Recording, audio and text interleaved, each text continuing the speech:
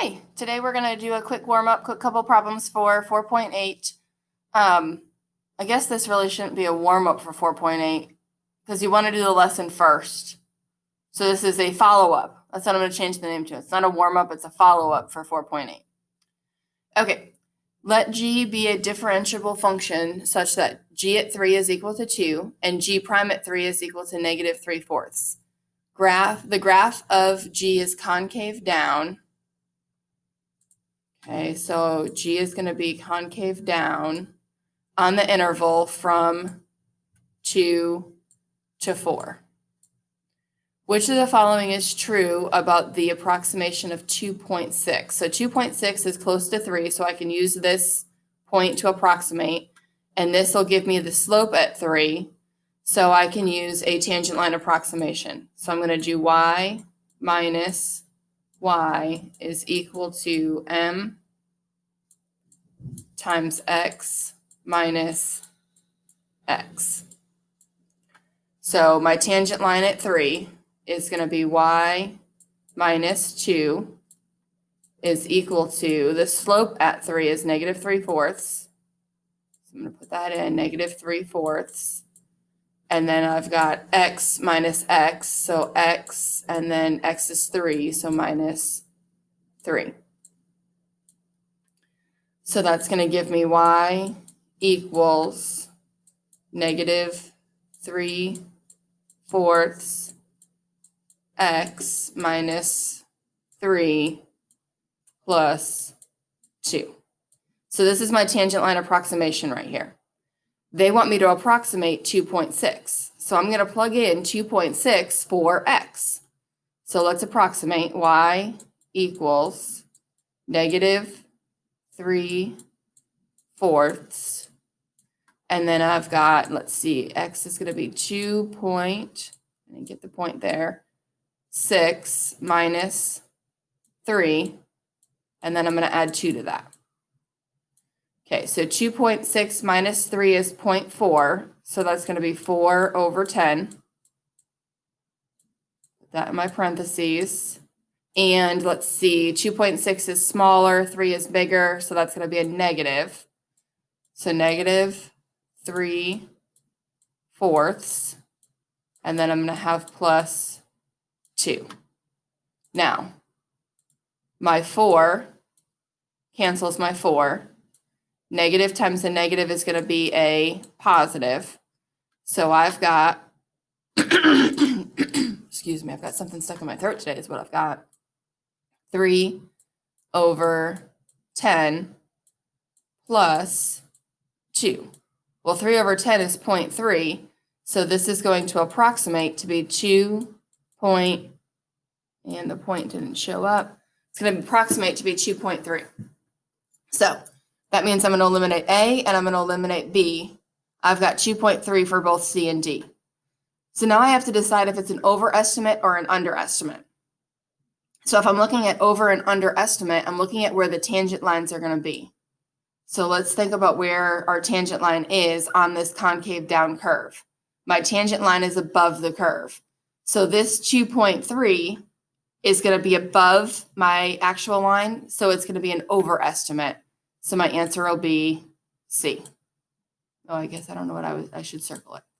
All right, next problem. The measurement of a side of a square is 12 centimeters with a possible error of 0.05.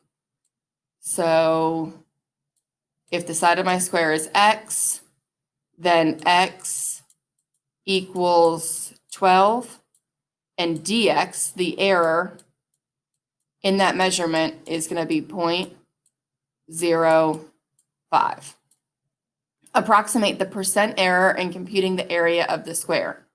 So I want to find the area, so I'm going to do area equals, the area of a square is going to be x squared. All right, so I'm going to come over here for a second, and I want to make sure that I know what I'm trying to solve for. So possible error, my propagated or my possible error,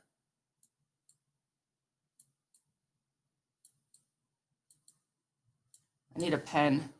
I need to invest in a pen. My possible error is going to be dA. So the possible error in the area is dA. The relative error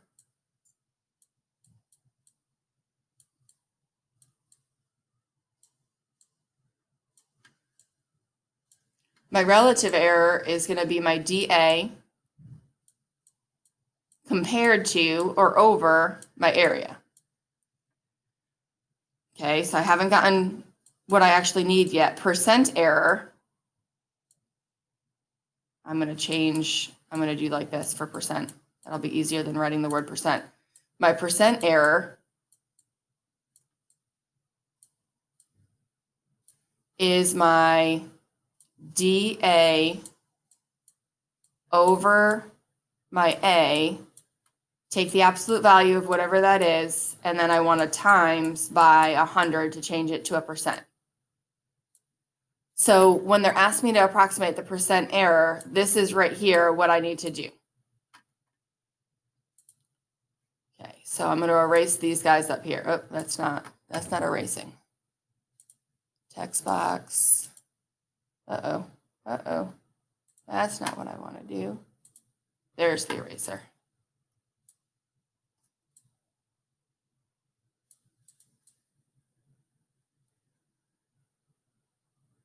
All right, you know what? That's taking too long. Let's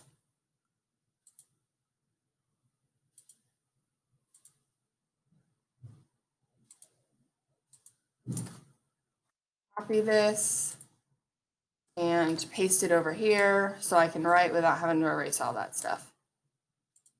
All right, so again, I want the area formula. So area is equal to x squared.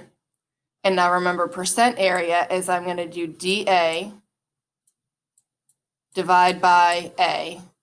And then after I'm done with that, I'm going to multiply by 100. So my dA is the derivative. So I'm going to take the derivative of x squared, which will be 2x, but I have to tack on that dx because over here I don't have a dx. I don't have a dA divided by dx. All I have is a dA, so the dx has to go on the other side. Divided by my area is just x squared. Okay, so let's plug that in.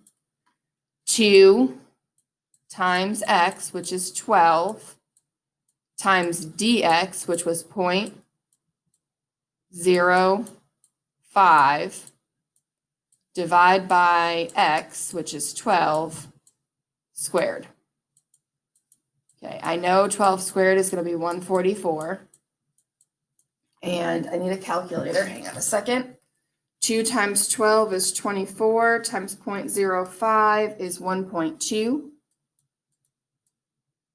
And then I'm going to divide that by 144. And my calculator says, I'm going to come up here, is 0.008. Oops, that's not an 8. There we go. 8,333. So this is my relative error, 0.008333. I want to change this to a percent. So that means I'm going to multiply by 100. So my percent error is 0.833%. And that'll be my answer, 0.833%. All right, thank you.